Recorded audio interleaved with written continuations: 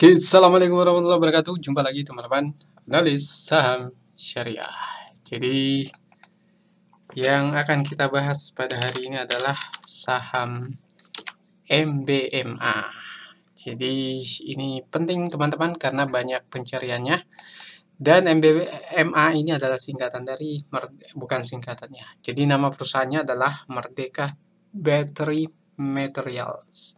Dan ini adalah kode sahamnya MBMA. Oke, kita lihat dulu teman-teman. Jadi saham ini listing di 2023 April ya. Jadi pertengahan April 2023 yang saat itu di harga 800-an ya. Jadi IPO-nya di harga 795. Oke, sebelum itu kita cek dulu profilnya. Jadi saham ini adalah bergerak di sektor bahan baku, yaitu spesifik di situ. Dan lebih spesifik lagi adalah industri nikel, mineral, dan lainnya. Jadi itu adalah bisnis utamanya. Jadi dengan fokus pada rantai nilai baterai kendaraan listrik. Jadi electric vehicle, jadi EV. Jadi perusahaan ini merupakan anak perusahaan dari PT Merdeka Copper Gold (MDK). Ini juga salah satu saham yang familiar yang nanti mungkin akan kita review singkat juga. Jadi ini adalah review singkat teman-teman, bukan analisis yang mendalam karena biasanya kalau analisis itu request. Oke. Kita langsung lihat dulu grafiknya ya. Jadi grafiknya itu pernah turun di 252 di 11 April ya, baru-baru saja. Dan ini sudah naik hampir 50% semenjak penurunannya. Tapi kalau kita lihat di harga 800-an di awal IPO ini turun kurang lebih 40,6%. Nah, karena ini turun, apakah menarik kalau harga IPO-nya lebih rendah harga pasarnya saat ini? Kalau harga pasarnya lebih rendah, apakah lebih bagus atau murah? Nah, kita cek langsung. Jadi teman-teman masuk ke ikhtisarnya dulu. Jadi perkiraan earning per share-nya bisa dilihat teman-teman dengan harga 525 dengan earning per share-nya cuma 1,13 rupiah per sahamnya. Jadi earning per share-nya, jadi pendapatan per sahamnya itu hanya 1 rupiah dibanding dengan harganya yang 525 rupiah. Dengan kata lain, rasio PER-nya pasti berkali lipat, bahkan bisa ratusan kali lipat. Oke, kita lanjut aja. Jadi dari valuasi ini mungkin tidak menarik ya, karena lihat earning per share-nya ini dengan harga sahamnya cukup jauh, bisa ratusan kali ya. Kemudian kita lihat dulu yang bagian pendapatan bersih 95,2 miliar. Oke,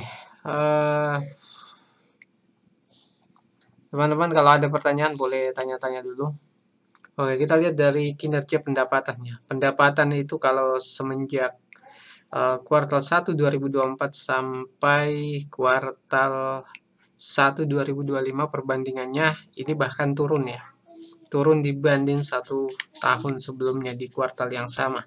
Sedangkan margin bersihnya itu sempat minus, kemudian naik menjadi 0,9, bahkan tidak sampai 1%.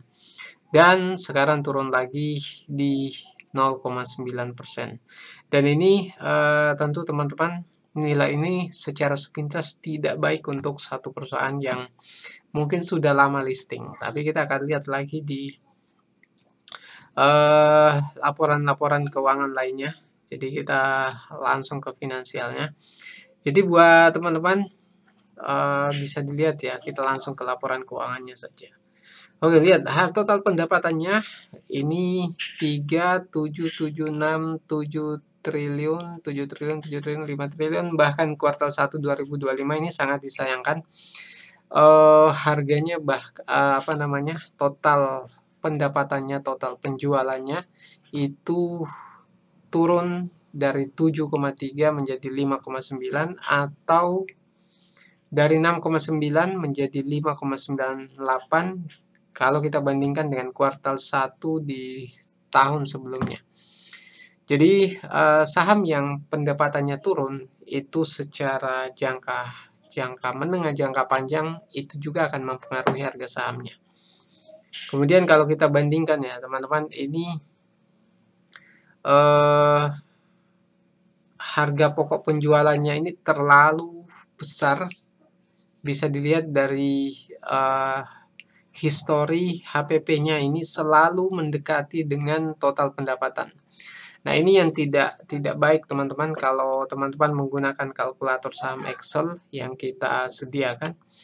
Saham-saham yang seperti ini tidak baik karena biaya yang dikeluarkan dari total penjualan, total pendapatannya itu hampir sama, sehingga laba bersihnya pasti sangat kecil. Nah, kita buktikan di laba bersihnya. Jadi pendapatan netonya itu bahkan minus teman-teman. Ini 309 miliar, bahkan di kuartal 1 2025 itu minus 56 miliar. Jadi ini bisa ketebak valuasinya seperti apa. Pernya pasti cukup tinggi. Tapi sekali lagi teman-teman saya sampaikan, saham-saham yang lagi turun itu tidak baik untuk menggunakan price to earning ratio. Jadi pernya itu jelas akan ratusan kali lipat. Nah, ini 133 kali dibanding dengan earning per share-nya. Kalau kita bandingkan dengan harga pasarnya, berarti 133 kali. Ini sangat mahal, sangat fantastis harganya kalau teman-teman mau berpatokan pada price to earning ratio. Tapi biasanya kita tidak menarik untuk menggunakan rasio ini untuk saham-saham yang lagi turun. Apalagi misal teman-teman ketemu saham blue chip yang turun drastis dan bisa jadi karena sentimen positif, jangan gunakan price to earning ratio. Tapi gunakanlah rasio price to book value. Jadi price to book value atau price to book ratio. Ini kalau teman-teman lihat PBV-nya adalah 1,26. Coba kita lihat di book value per share-nya itu 237. Jadi di sini tidak terlalu mahal kalau dari sisi PBV. Hanya teman-teman kalau memang cari saham yang bagus fundamentalnya, itu sekali lagi saya selalu itu menggunakan return on equity.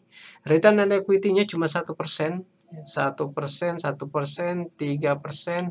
Jadi ini secara histori memang perusahaan ini tidak bisa mencetak laba yang signifikan jika dibandingkan dengan ekuitasnya, bahkan dengan asetnya juga demikian, sehingga pertumbuhan saham ini bisa terbukti dari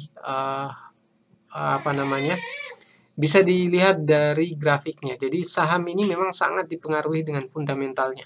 Jadi ketika ini turun memang karena fundamentalnya tidak menarik. Saham-saham yang fundamentalnya baik seperti yang kita bahas dengan saham WiFi kemarin, saham WiFi itu fundamentalnya bagus, bahkan return on equity-nya itu sampai 35%, bahkan sampai 50%. Sehingga wajar sahamnya bisa naik gila-gilaan dengan PBV yang cukup tinggi. Tapi kita tidak rekomendasi beli ataupun jual pada waktu itu.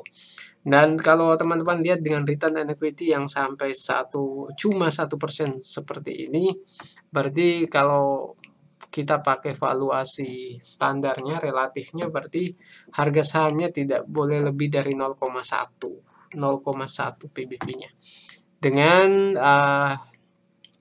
Dengan PBV yang saat ini adalah 1,26, ini tergolong mahal kalau kita perbandingan dengan rasio return on equity-nya dan perbandingan dengan histori valuasinya. Tapi kalau kita pakai histori valuasi dari PBV-nya, price to book value-nya itu ada di antara 2 sampai 3 ya, antara 2 sampai 3 kali, sehingga ini bisa dikatakan masih murah. Tapi sekali lagi teman-teman, kalau saham ini di kuartal selanjutnya tidak bisa mencatatkan laba yang tinggi, jadi kalau labanya tidak bisa naik dan masih bergerak di situ-situ saja, hanya mungkin tidak bisa lebih dari 7 atau 10 misalnya, dan harga pokok penjualannya juga tetap sama dengan histori sebelumnya, di mana selalu mendekati dengan total pendapatannya, maka saham ini mungkin bisa kita katakan akan sulit untuk bergerak naik, karena sekali lagi bahwa saham yang fundamentalnya baik itu dalam jangka panjang akan naik juga, sekalipun pada saat ini atau mungkin antara short termnya itu mungkin akan turun. Tapi kalau memang fundamentalnya kurang menarik, biasanya sahamnya akan bergerak di situ-situ saja. Sebaliknya saham yang terlihat naik tapi fundamentalnya terlihat turun tapi fundamentalnya baik, maka akan ada waktunya saham itu akan naik sendiri. Jadi itu sudah sistem pasar, tidak bisa lagi dikontrol oleh siapapun, sehingga kembali lagi bahwa teman-teman selalu lihat total pendapatannya dan lihat pendapatan bersihnya berapa. Dan sangat kebetulan saat ini, dan itu sering terjadi di 2 kuartal sebelumnya, itu juga minus, sehingga saham ini mungkin untuk jangka panjang belum layak, dan untuk value investor juga belum menarik untuk dimiliki saat ini. Masih banyak saham dengan fundamental yang menarik, harga masih murah yang bisa teman-teman beli. Jadi kesimpulannya, tidak ada rekomendasi untuk saham MBMA ini. Kalau teman-teman ada pertanyaan, silahkan tanyakan di kolom komentar, dan bila suka video ini jangan lupa share ke berbagai sosial media. Jadi itu dia penjelasan kita buat teman-teman. Terima kasih banyak.